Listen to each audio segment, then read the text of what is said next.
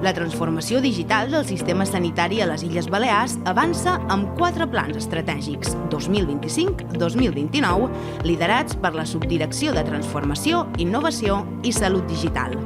Pla estratègic de transformació i innovació en salut digital, aplicant un enfocament 6P per a una atenció més eficient, personalitzada i proactiva. Pla estratègic de sistemes d'informació no assistencials, impulsant la transformació digital de la gestió interna del Servei de Salut de les Illes Balears. Pla estratègic de ciberseguretat en salut, reforçant la protecció de dades i la seguretat digital davant d'amenaces. Pla director de tecnologies de la informació i comunicació, proporcionant un marc estratègic per als sistemes tecnològics sanitaris.